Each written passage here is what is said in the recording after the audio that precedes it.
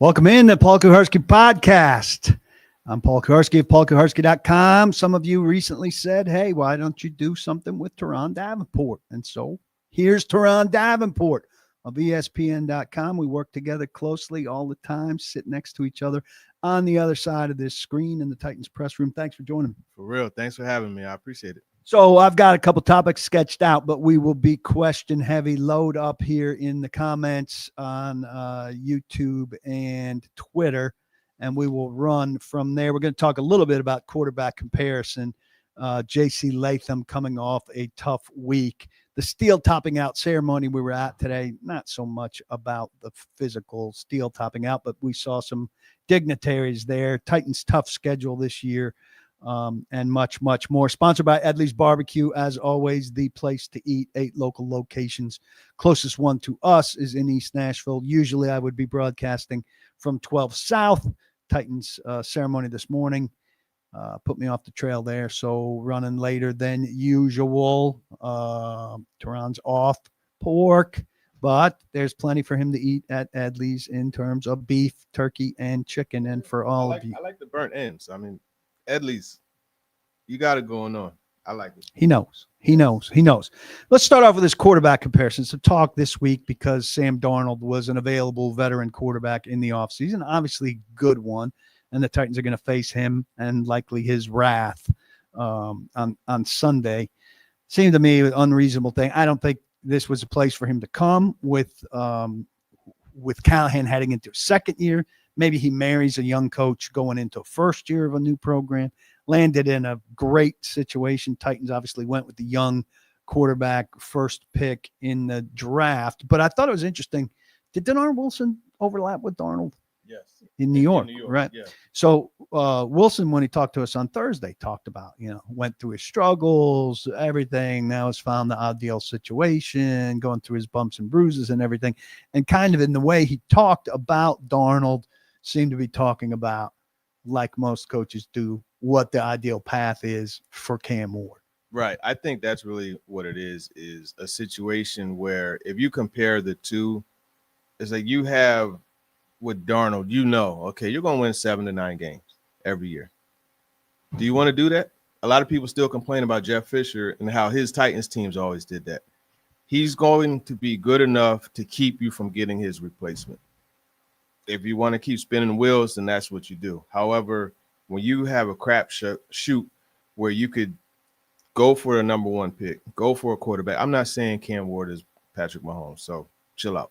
But I'm saying he has the potential as a number 1 pick to be a guy that can compete with these top-tier quarterbacks. So I think that's what they were thinking. And you're right, the path for Sam Darnold is one that you would like everyone to be able to take, where you got a guy with talent.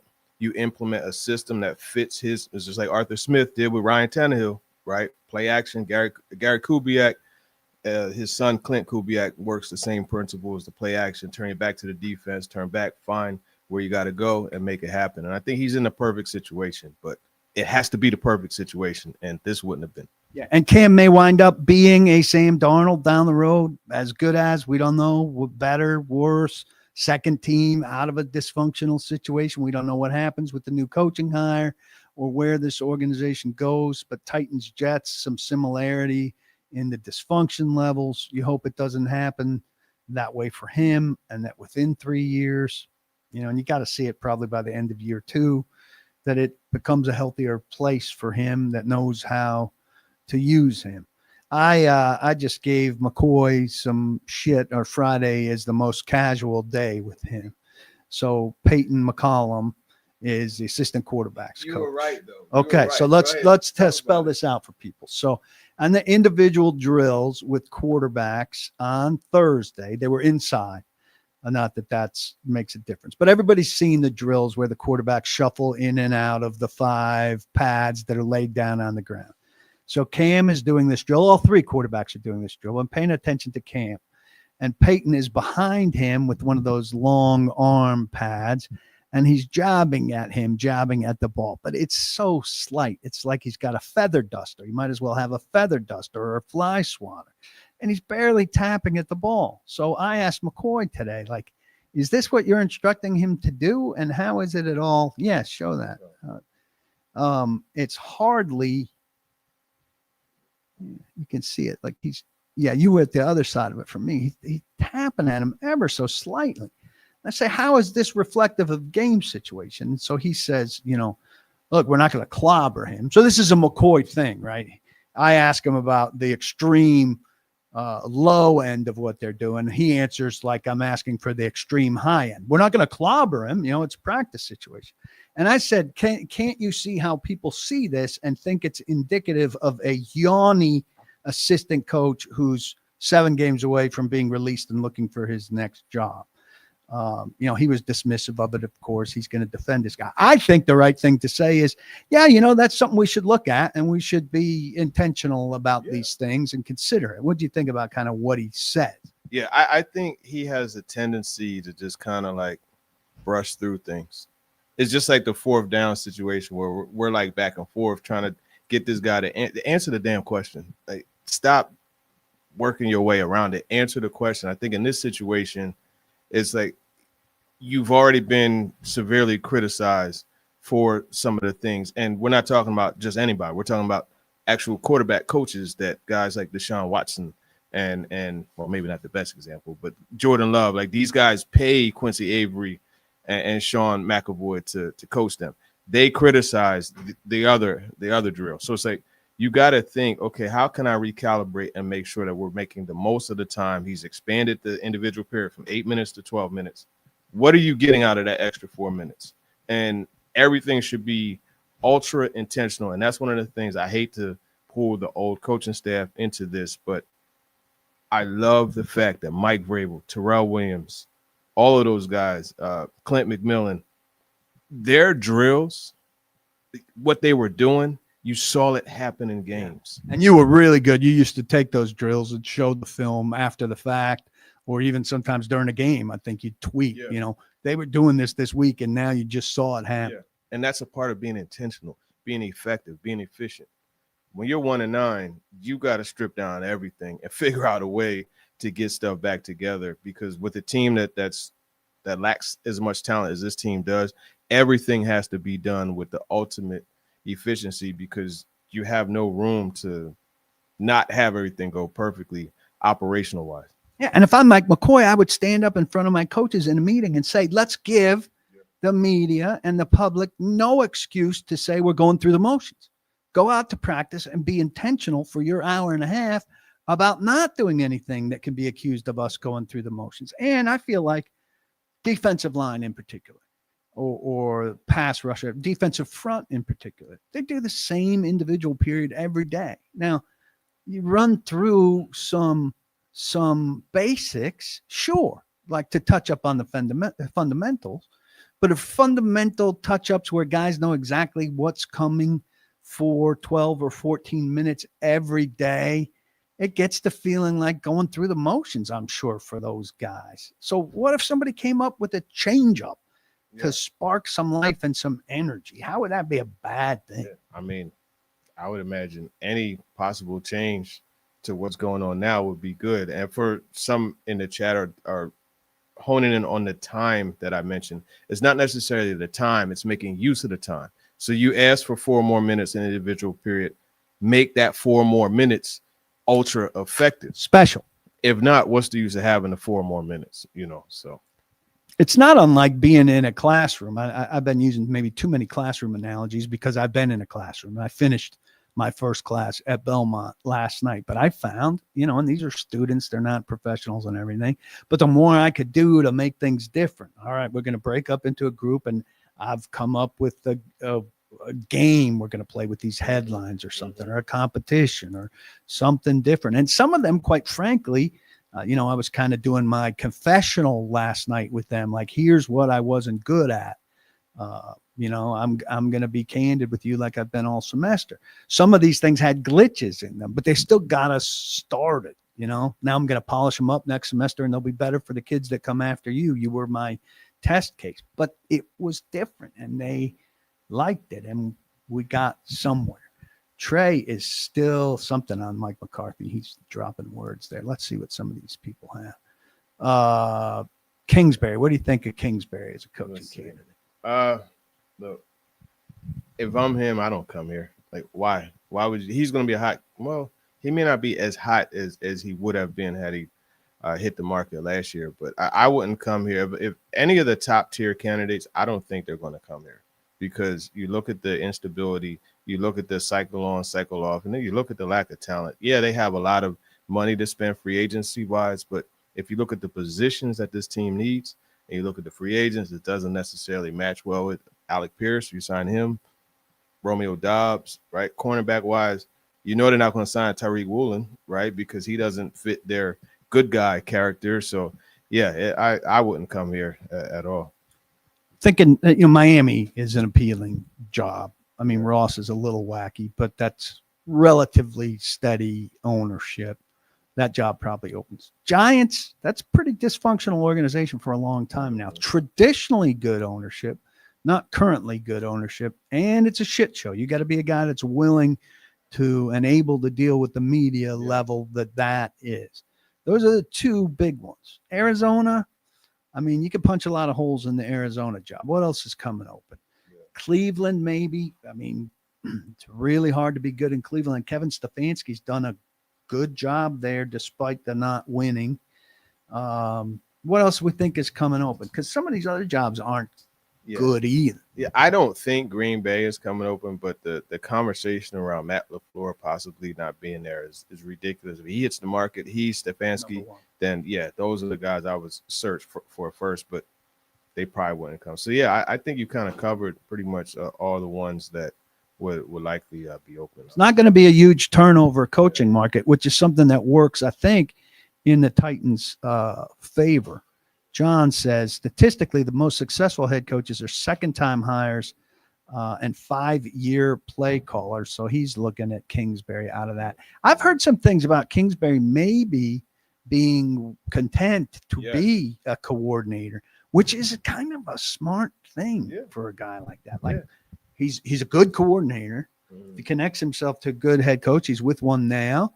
But even if the Washington experience doesn't pan out, he'd be coveted always as a coordinator, not have to deal with the bullshit of being a head coach. He's going to make good money. He's got a good bank account, has a pretty nice life. Some guys come to that realization. He doesn't have to become a head coach. He's very comfortable. He probably doesn't even have to coach at all. But it's one of those things where he loves the game. He wants to be around. So when you have that type of a situation where money talks for everyone, but I don't know that it would talk as much for him. So you can't just throw a whole bunch of money at him to get him to come here. And frankly, any legit candidate, you're going to have to throw money at them to come here because this is, it's not a good situation. Big 2023 asks if we think McCoy is done being in a major role on a football team. Seems like he has no drive to find another head coach, offensive coordinator. He's not going to be a defensive coordinator job. I do.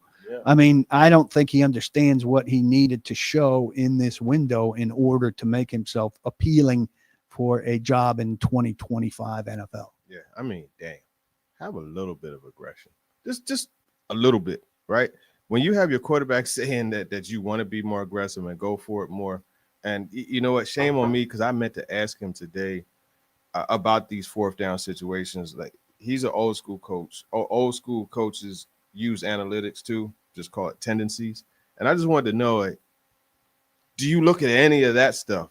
And does any of that kind of push you towards going for it on fourth down in certain situations? And it's just, even in that 4th and 3 at the 28, it just was so backwards because he said they made the decision that they were going to kick the field goal. Okay, but if you made that decision, what are you doing on third down? Because your play call on third down is typically one where it's like, okay, if this run doesn't work, all right, we could come back on fourth down and we're going to go for it. But you take the ball out of your quarterback's hands, even though he's hot. I just don't get it. I don't throw on third down there, exactly. or be ready to throw if you're going to be aggressive. That's a good question right there. Does he have him practice on fourth and one? Does McCoy have the team practice 4th and 1 punts from the opponent 38 in special teams period? We only see a little bit of special teams, and I think they would keep that under wraps. How much will Cam, Swedish Dance Party asked, have to unlearn from the BS that this coaching staff has instilled in him this year? I mean, some of the very basic footwork stuff, I think, is a platform for virtually everybody, but there's a lot of nuance there. Mhm. Could have to do. I think it's more the philosophical mindset stuff. And I don't think you have to unlearn that. You're just learning something new. Yeah, and I think a lot of the things that they're working to teach them, hey, check downs are your friend, stay ahead of the change. I think that's good.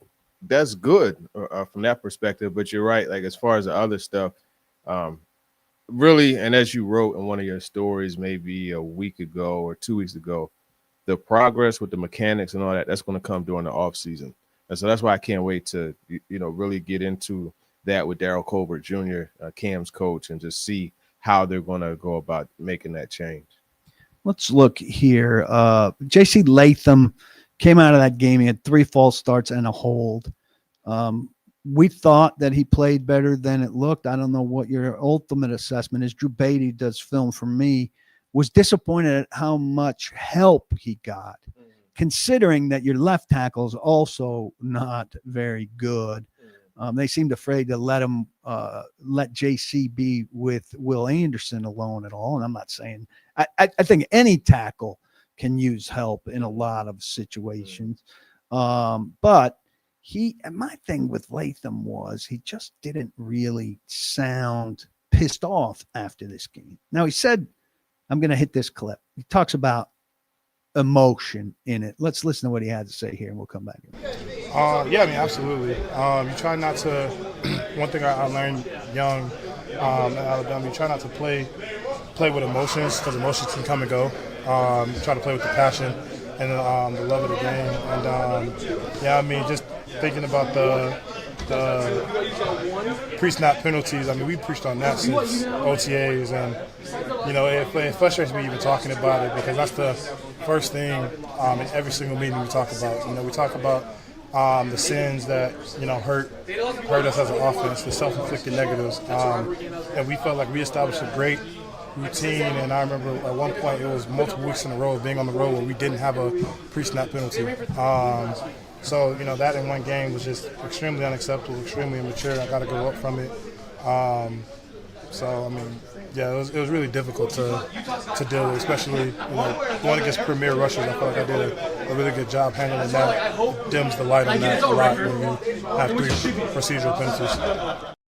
So I get the idea of not playing emotionally, though I wouldn't mind him playing emotionally hot the whole game, like with an intensity. But I think there's room there after the game to show some heat and an anger level. Now you get 10 minutes to calm down. That's, important. I think he's leaving a lot of room for people to wonder about his care meter right now. First off, do you agree with that? And secondly, how much do you think he cares right now? Yeah, I think he is leaving a lot of room for that. But also with it, if you're not that type of guy, like you're just not that type of guy, right? Yeah, you don't want to fake it. Right. Because remember when what was it? Nicholas Petit-Ferrer. We were in the locker room and he's like, well, you got to fight. You got to be a dog. And I'm looking at him like, man, you are a 6'5", whatever you are, a puppy. Come on, man. So it's like you can't be fake with it, right? Not everybody's going to have the same emotion outwardly like Jeffrey Simmons, but at the same time, you have to understand that with respect to being authentic, you're on a stage and you're in a situation where this game is played with so much emotion. You have to talk about it with passion. It can't be, oh, well, it was a cadence issue. Okay, well, what was the cadence issue? Was it every time? And it's just like, have a little bit of like disgust in your face when you're talking about it, and I think that's kind of the thing. But I get what he's saying about not playing with too much emotion, because certain guys, like when they play angry, you end up misfiring. You're jumping offside, false start. You're missing your block. You're lunging. But other guys, when they play angry, they're like Steve Smith saying, "Who? I see this on here. Yeah. Get him in, man. please. So crowded. He's pointing at my Hall of Fame pullover that I'm wearing. This is an interesting point to me, and I'm wondering what you think of this ratio. Michael points out he saw a island rate chart. Latham gets help on 50 to 60% of his snaps based on an island rate chart he saw yesterday. If you could tweet that chart to both of our attention, we'd like to see it. What do you think of 50 to 60% for a right tackle? Doesn't sound terrible. I would a high draft pick, a guy who's supposed to be a bookend. I would want that number to be less. Yeah. And then one other thing that just popped. No, it's Will Anderson. I don't know if that number was for this game. Oh, was it just that game? Overall? I don't know. For Will Anderson, yeah, for that's Will an Anderson, acceptable number. Yeah, no, that's totally acceptable. No, that says of his snaps though. So if that's this year, that's too high. Yeah, that's too high. That's too high. One other thing that kind of popped into my mind, in regards to whether or not Latham cares. We know he cares. Like, you look at the body transformation. He didn't want to put a shirt on yesterday. He certainly cared. He certainly cared in the offseason. Yeah. He didn't want to put a shirt on yesterday. He kind of wanted to show himself off, man. We had to tell him to cover that up, man. But and I can't help but think of the Shy Tuttle joke. So if I laugh, I'm sorry. But we'll keep that one in half. If you look at that perspective, it's clear that he cares, but it's just like, why doesn't it bother you more? And I think that's the question a lot of fans have. This is funny. Ed Henry says, PK, I assume they didn't allow you to sign the beam today. The beam had 1 billion signatures on it, and they left space there for Amy Adams Strunk and the chiefs of construction and Burke, Nihil, and Chad Brinker and Roger Goodell to sign the beam. And I have to say, I wanted my name on that beam. I looked at that beam and I thought, I didn't see the beam, which was on display before the ceremony. Mm-hmm. And then during the ceremony, they got the beam inside. I don't know how they do that exactly. But I looked at that beam and I thought, I'd love to have my name on that beam and know that way up there, my name is on that. Now, there's no place, no reason my name should be on that beam. But I wanted my name on that damn beam. What'd you think? Naturally, I would have wanted my name on that beam too, but I covered them the whole time. It was kind of like back home, like the Chinese food spot. You tag your name on the wall real quick. You could have done it that way, but at Columbia, the main restaurant / pub was the West End, which is kind of one block off campus on the Upper West Side, and they made the mistake, like as soon as it opened, it was like a revamp of the old one. But as soon as it opened, they let you carve your names in the tables. And so we went to town, we would, with butter knives or whatever, carve our name in. And it was still relatively fresh. And I had Kuharski nice and big on one of the tables. And friends of the family were there. They visited campus for something. And the woman, the waiter picked up her dish and it said Kuharski right there. She called my parents and she said, I know what Paul's spending his time doing on campus. So that's funny. Left my mark there. That place has been long blown up. Which one were you looking at? It was Zach Lyons had tweeted, I think it was 13 of the 50 pass snaps, or 43 rather. Here. Yeah. Zach Lyons tweeted that of the 43 pass plays, they helped Latham 13 times and Moore 10. All right, well, Drew Beatty at my site isolated 17 against Will Anderson and thought he got chip help on all 17 that were strictly against Anderson. Mm-hmm. So at any rate, I think they're fearful in that matchup of him alone, which I understand, but also he shouldn't be too far away from being able to go against a top guy on his own, whether it's to help somewhere else or to get people out on routes. Yeah, and any of the O-lineman folks out there, chime in on this in the comments. The big number I was looking at was the second one, Dan Moore, right? Because that's 10. So basically what you're having is you got to help both tackles, right? So normally if you got to help one, you could slide the protection to him.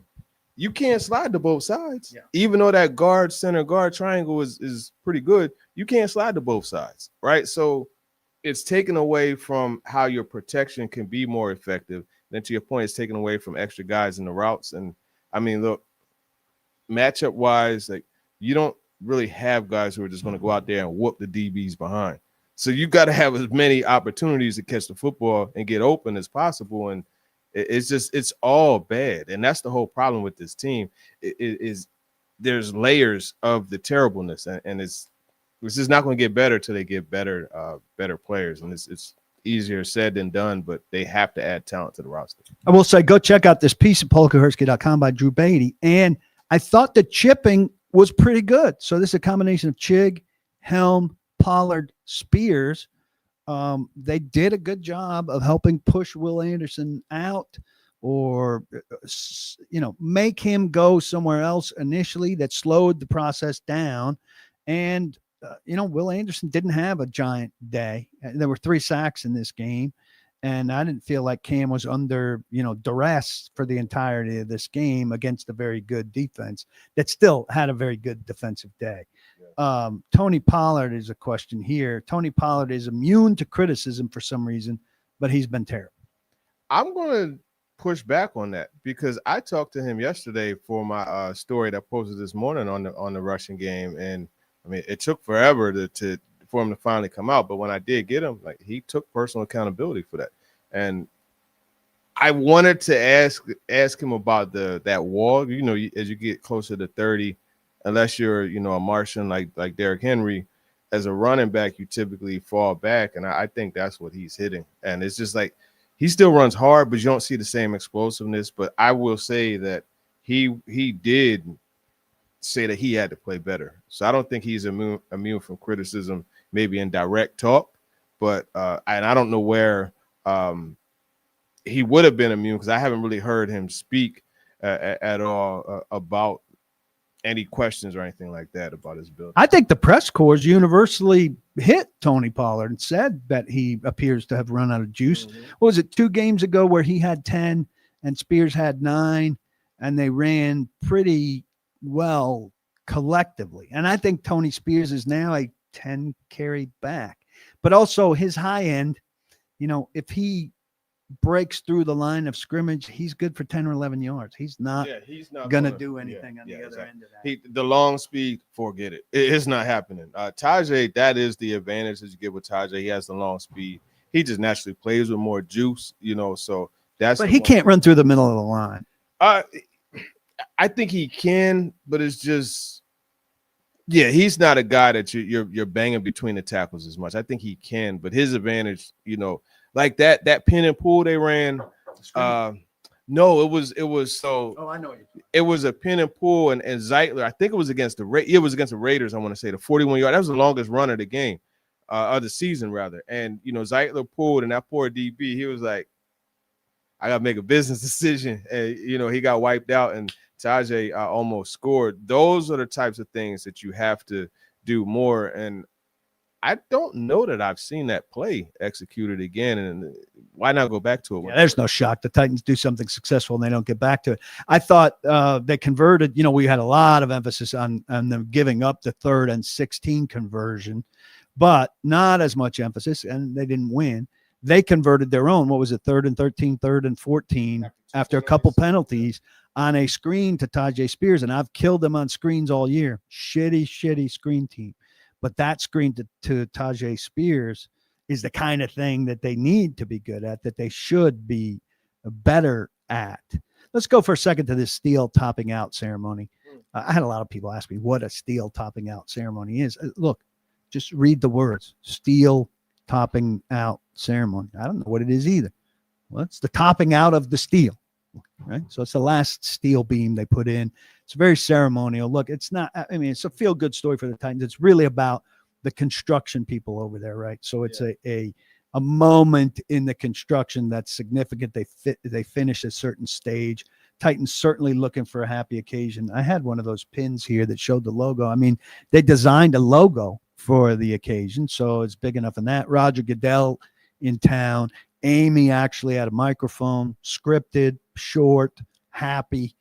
I got a chance to joke with her for a minute. I don't know if you did. Asked Roger if he would take questions. He wouldn't. I would have liked, you can't compartmentalize it. And certainly I would have gotten to, how about that? So I would have asked Roger Goodell about the state of the team, but I also would have liked to ask him. He pretty much said there'll be a Super Bowl, and that's no surprise.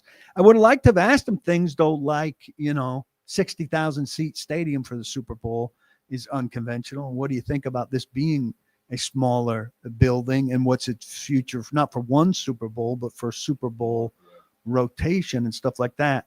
Well, just what did you think of the whole thing, and what kind of questions would you have liked to ask? Yeah, no, I really enjoyed the ceremony. Just so I've always adored and had a lot of interest in architecture. Like when I was a kid, I built the Empire State Building. Lego?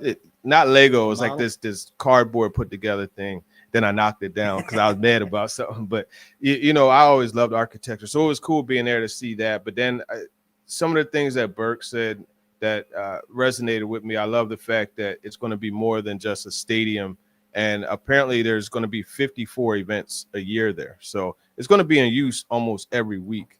So that was pretty cool to see that. I would like to have asked Roger Goodell about that same thing. I was curious about the whole 60,000. Like, is that really effective? Why is that okay? Those types of questions. But then I would like to have asked him about, some of the competitive or lack of competitive things that you're seeing from these teams, about tanking for a draft pick. Have you considered anything to kind of veer away from that? Being, from Philly, I know trust the process, right? And the tanking with Ben Simmons to get him and to get Joe Embiid, et cetera. And I've always hated that. So I was curious what he would have said. Yeah, that's interesting. And it may get to a point where the NFL has to mess with the sacred draft and look at some sort of lottery, at least for the 4-team lottery or something, to discourage the end of season thing, especially if you go to 18 games. The 17th game has made it more enticing and harder for teams to be in it later. And you stretch out those last games of the season, and it makes it harder for teams to stay involved. Let me tell you about Edley's Barbecue, my faithful sponsor. You can go to 12 South, where I broadcast from, Nolensville, Franklin at the Factory, Franklin at Berry Farms, Sylvan Park, East Nashville, Donaldson, Gallatin. I had a friend in, was a big Titans fan. He and his brother came in. We went to Edley's in 12 South last weekend before the game on Saturday night. Had a great time. They loved the barbecue. It was their first time. Terrific time. Also, if you're unable to eat at Edley's, they've got the cheapest, best operating app. Put all of this nonsense aside with DoorDash and Grubhub that fleece you. Very inexpensive delivery fee. Very fast delivery. Your food's going to be hot. They're going to make it feel like you're in the restaurant. If that's what you need to do, get your family fed at home using the app. If you can squeeze in a business lunch over there, take your family for dinner. Go watch some football. They've got great TV setup. Drinks are cold. Beverage sizes, portions are big. The price is reasonable. Edley's Barbecue, one of the very best places to eat in and around Middle Tennessee. There is one near you. I'll give you a couple picks quick here while Turron checks his phone. I'm 14-9.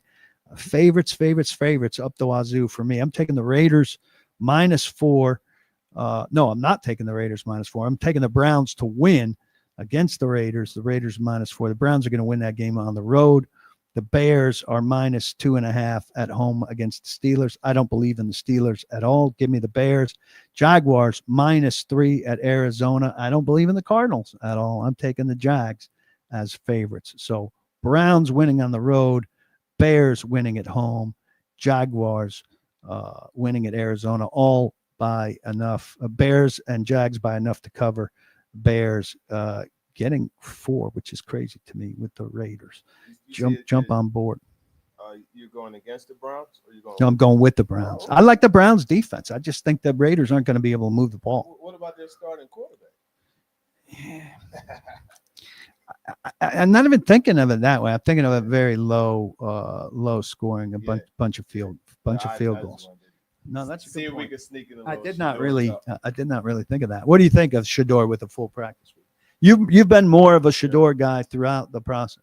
Yeah, Shador is one of those Darnold types, in my opinion. I think, if you work the quick passing game and let him get the ball and make quick decisions, he's pretty accurate, So I'm hoping he does well naturally. You all know that, I've been a big advocate of Shador. So I think he could be successful in that Kevin Stefanski scheme. I just wonder, what it is between he and Stefanski that has kept him from being able, because Dylan Gabriel he wasn't it, so that's what I think. I don't think either of them are it, but we will see. The Titans' opponents, and this has been a big topic this week, I wrote about it, have a league-high winning percentage of .569. That is an extraordinarily high number. Before the Texans win last night, it was 0.14 better than Houston, which was second. New England, on the other hand, extraordinarily low. I've not seen a number like 368 either. I think the Titans are a really bad football team that could lose to a lot of really bad football teams. They lost to the Raiders, a really bad football team. They were going to lose to Arizona until DeMarcado dropped the ball at the goal line. But it certainly hasn't made things any easier. And a lot of documentation this week of just how good the defenses Cam Ward has faced. If he, in fact, comes out of this on the other side and turns into a good NFL quarterback, how good may it wind up being for him to have faced what he's faced through the first 10 games in the first season of his career. Yeah, there's a saying, right? Adversity makes the strong stronger and the weak weaker.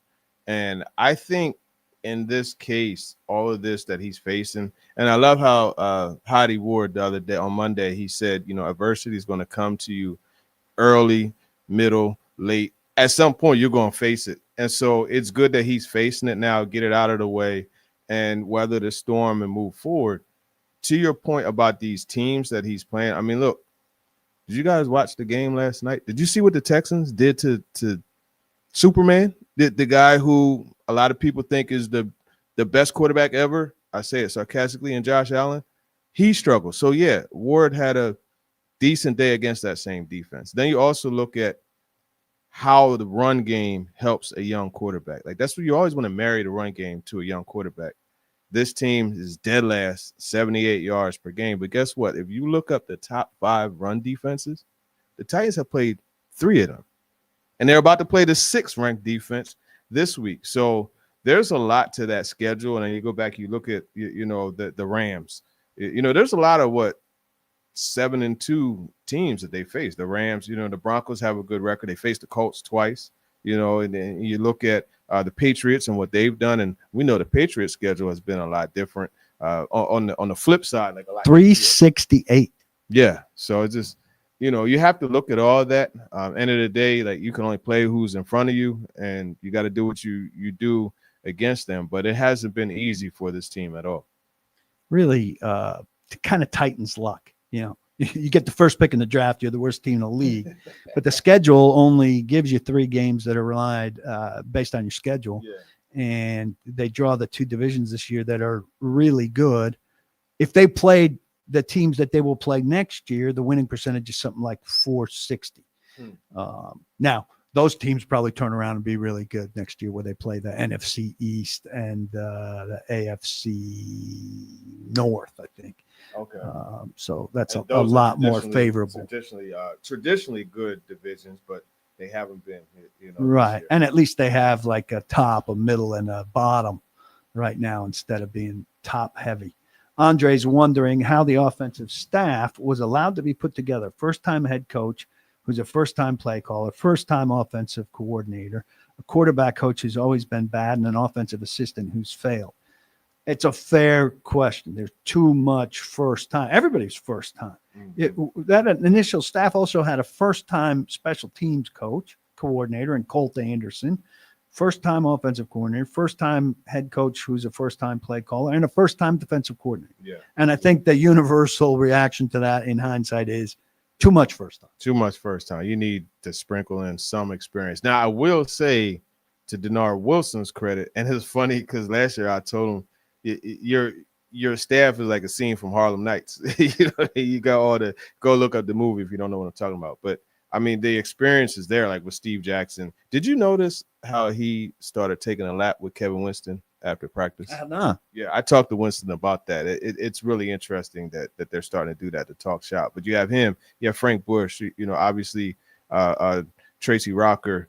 These are experienced. Tony Auden is a pretty good coach too. So they did manage to get experience there. But to your point, the guys calling the shots, there's none. Yeah, I think Denard Wilson's actually done a great deal this season to earn even more respect because they keep taking people away from him. Injury to Snead, and you don't know if Snead was going to be worth the damn or not.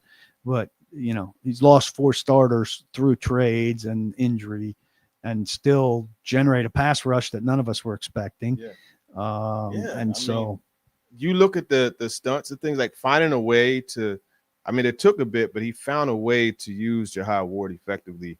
And, if you talk to Draymond Jones, he would say, that stunt, him crashing and then looping or doing the reverse, like it was working for them. So you definitely have to, shout him out for that. And then also the creativity, because if you remember during training camp, I forget what the move was, but J.C. Latham was like, I never saw that before, the way he got Jeffrey Simmons in position. So on Tuesday, I don't know if you heard when Denard walked out, I was like, is chicken salad on the menu this week? Because he's consistently making chicken salad out of chicken, so. Is it hard, do you think, for somebody to hire him as a defensive coordinator after this year?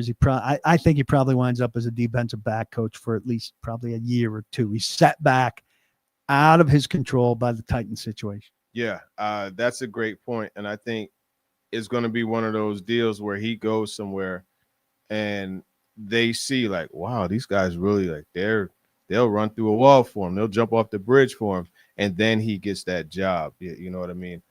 One thing I saw real quick, and I don't mean to kind of like redirect it, but Big Red Dog Production has an awesome point about the 12 personnel. This team is in 11 personnel 78% of the time. That's number 1 in the league. Now, last time I checked, this wide receiver core, I know Cam thinks it's top 5, but it's not, right? So you got 2 really solid tight ends in Chigakonkwo and Gunnar Helm. And you do need to work more 12 personnel because I think, you got a guy in Okonkwo that's a man beater. And then you got a guy in Gunnar Helm who has just like this great ability to find windows in zone defenses. So you got the best of both worlds there. I think that they match up pretty well against linebackers, safeties, etc. Why not use more 12 personnel? And this week is going to really show you whether or not this coaching staff is really in tune with the folks that they got playing, because you shouldn't be in much 11 personnel with these 4. And no disrespect to them, but I'm saying you look at these 4 receivers, you look at their tight end group. I think their tight end group is a better weapon than their receivers. And then you also look at David Martin Robinson, do some things out of 13 personnel too, so that's a good point. I'm glad that somebody had mentioned that. Yeah. If they aren't in 12 this weekend, it's just a stubbornness and a foolishness. And look, I understand the limitations of roster construction based on who you can get your hands on, but they started this season with Tyler Lockett, never mind DK, who's generally an inside guy anyway, but different shape, and a guy who can play elsewhere as they extended the envelope, expanded the envelope for him. But you start out with Lockett on your roster and with Kinsey, Prochet, and Restrepo on your practice squad. Those 4 guys do the same thing. There might be nuance to how they do them, but they are all primarily slot receivers. Kinsey and Restrepo, I don't want taking reps outside of the slot ever. Now, Prochet, I think, has some ability to play. So you're starting well during camp outside. Yeah, so you're starting this weekend without Isle Manor. So you've got your number 1 receiver is DK, who recovered very well from his injuries. He's not even going to have a designation. So you've got DK and Van Jefferson. Now your 3rd receiver is going to be Prochet or Kinsey, and the other one's going to be the 4th. Now you're already clogged there with slot guys. And we did get McCoy to say he'd prefer to have his slot guys stay in the slot, maybe play a second position, but doesn't want to overextend them. I think everybody's expecting Restrepo to be up, but then out of your 5 receivers, you've got 3 slot guys. And those guys, we're agreeing, cannot play over playing 2 tights that are much more versatile, dangerous, go get the ball, run after the catch. So if you're using those slots, maybe on a 3rd and 3 to get to 4 yards, turn their back, catch the ball, get down, that's fine. But if you want to threaten, and I say that knowing that they don't really want to threaten, that's not their goal to threaten. These 2 tight ends are far more threatening. Yeah, I can't really add to that. What do you make out of the fan obsession over Restrepo? Because I think universally the media and the fan base are at war over this. And my one point that I've made this week is like the fans are convinced that the organization has massively missed on evaluating this guy, but they think they're going to put him in the game and somehow magically maximize this guy and get him 80 yards worth of receptions. Well, if they can't manage him to get him in the game, which I think has been fine, he's been appropriately not used. How are you so confident they're going to put him in the game and somehow magically maximize? Yeah, I think they're just hanging on the hope that he and Ward can recreate the magic that they had in Miami. I think that's really the main thing. Everybody loves an underdog story too, but the fact of the matter is it's all about the value of versatility. And you look at a guy like Mason Kinsey. I mean, Mason Kinsey was the darn cornerback on punt return team. He's a gunner on punt team. He gives you snaps in the slot. He played outside. Now, and he's also a veteran. He's been here, 2020, I think, right? Yeah. So you look at that, and then you look at what John Fossil, who I would say is probably the best coach on this staff, when he was asked about Restrepo, he said, he does have to do more on special teams. And he said that he always yields to the veteran player. Coaches trust veterans because they feel they're going to be more consistent and know what they're getting. I think that's really the big thing with Restrepo. I don't think he's going to go out there and light the world on fire. He's going to get a catch, and all the Nissan Stadium is going to get up and clap, and that's going to be great. But I don't see him as like a super explosive player, a big time option that's going to change this offense. Yeah, I mean, if he has 2 catches for 22 yards, people are going to act like A.J. Brown has returned, and that's going to make me more bitter. So brace yourself. Let's see what else people have here. Prochet and Kinsey have no future. There's another thing that people make out. They have no future with the team, so run the new guys out because they might have a future. Well, I don't think Restrepo has any big future with this team either. You've mentioned 2 guys who are on the free agent list in Dobbs and Pierce. Mm-hmm. I think if they got one of those 2 guys, and ideally they're winding up with 3 high draft picks out of this. I'm envisioning 3 picks inside the top 2 rounds, getting an edge, a corner, and a receiver out of that. To me, if you've got a receiver in the top 2 rounds, you got Pierce or Dobbs, and then you have Isle Manor and DK. If those are your top 4 receivers next year, how do you feel? I would feel it. Now, it depends on what receiver in the top 2 rounds, because it's like, I was just telling Easton about Makai. We were talking about Makai Lemon out of USC. My guy Sewell Cravens told me about him back in the summertime, and I've been on that. He's a guy that will come in and be awesome. You got Carnell Lake. Showing the age. Carnell Tate. You got him. I really like Jeremy Bernard. Guys like those big, sturdy A.J. Brown types. He's that. So I think it really depends on what receiver. But, I mean, I would be somewhat comfortable with that. Alec Pierce, to me, is the one that I would go after. But you're going to have to overpay, and that's a part of why he's going to get out of Indianapolis, because people love that speed. And you just asked L'Jarius Sneed, about Alec Pierce, and he'll tell you, he's a legit option. They're going to have to overpay a couple guys. They've got the money to overpay a couple guys. I think what Titans fans want to see, and what we would want to see, is overpay for the right kind of guys who still have some upside left to them. Don't overpay.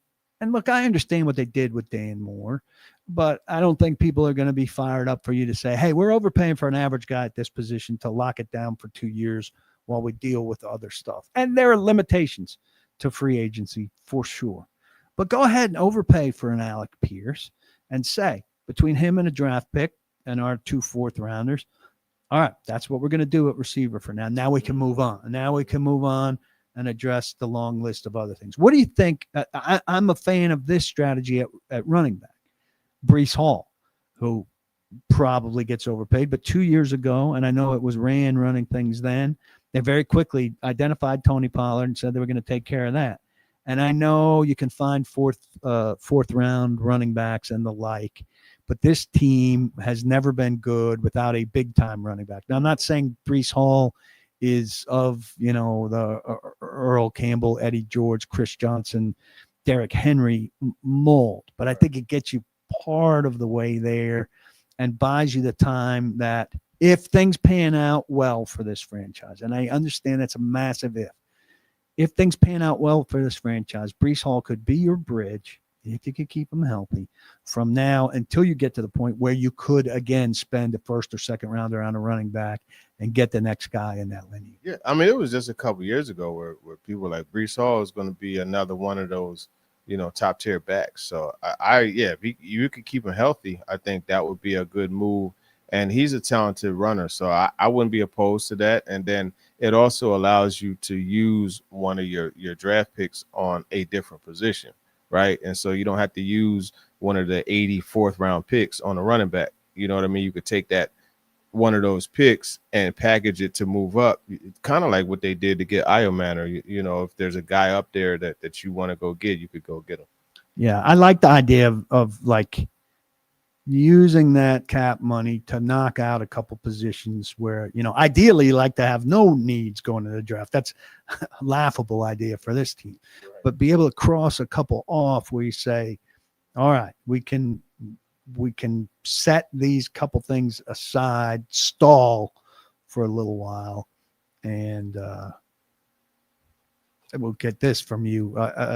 Big is saying, I heard the running back draft isn't great outside of Love.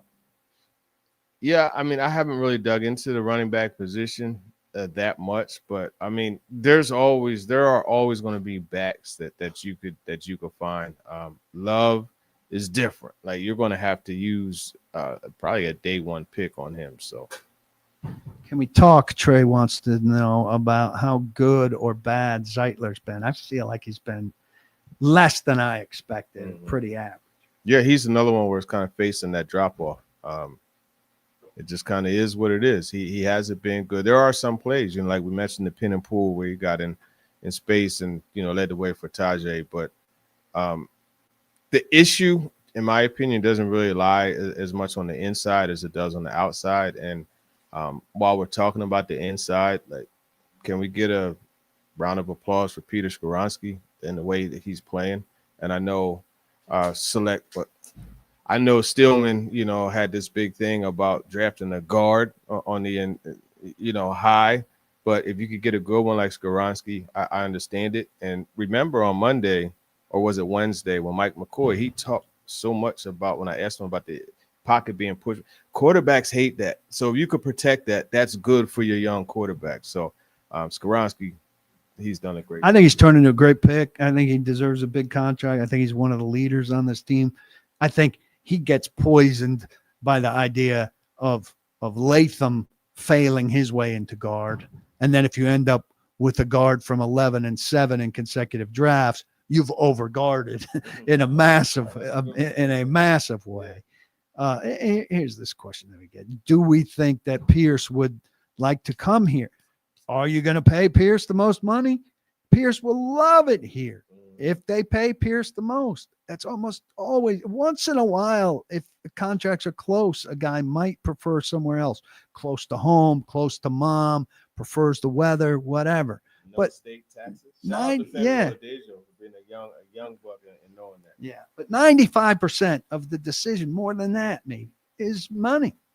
Guys don't take visits. In the old days, guys used to take visits. So free agency was stalled a little bit. They wanted to come see the facility. All that shit doesn't matter anymore. You could have the worst facility in the league. If you have the most money, all of a sudden the facility's fine. Hey, your hot tub is perfect for me. I'll go to the Cardinals where they make me pay for the food. They finally stopped doing that.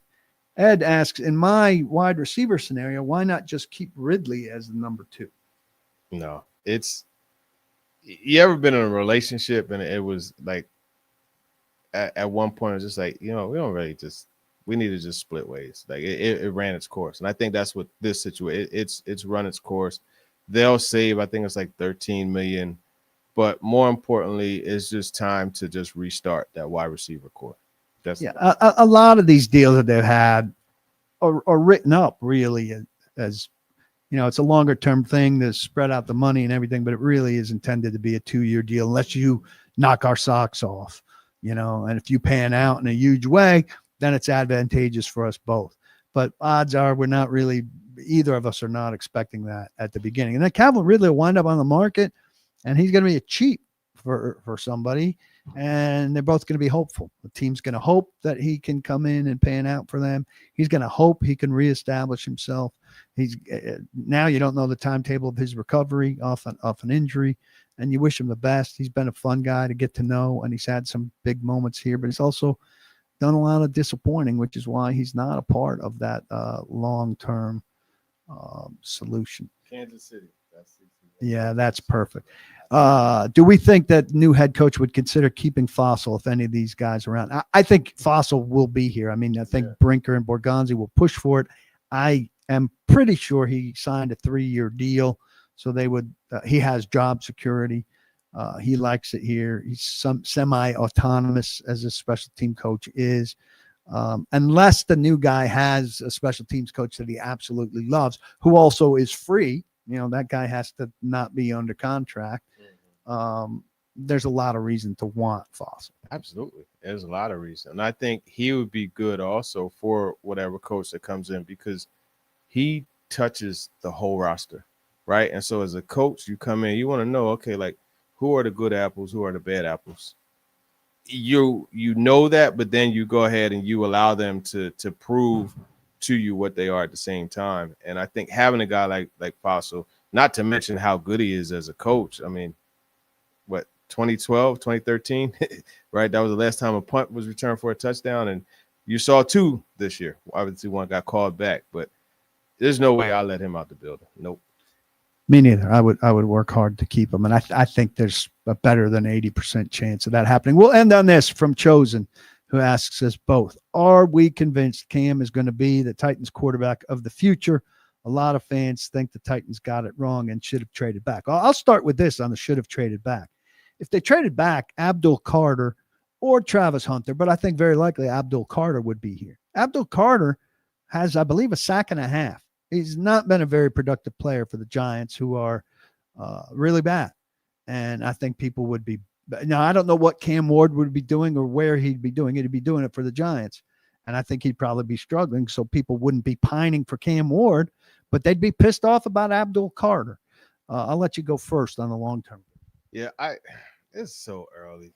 I'm not going to make a decision either way. I think you still have to wait and see. He's shown plenty of flashes, but he's shown others where it's like, okay, you have to get better and more consistent. So I don't mean to take the easy way out, but it's just too early to know, honestly, either way.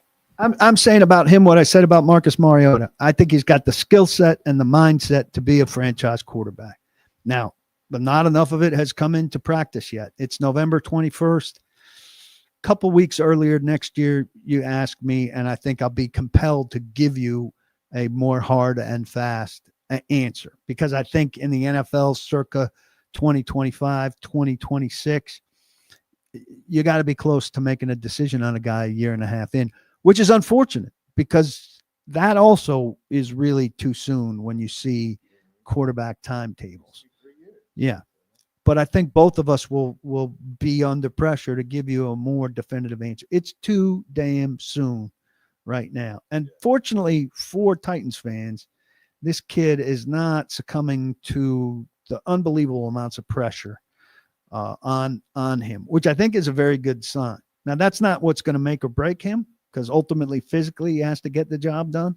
But there are some guys who've had the physical characteristics to get it done, who've been broken mentally before they've had a chance to do it. And that's not going to be. And you know, one other thing that he has to do, he needs to get in that weight room.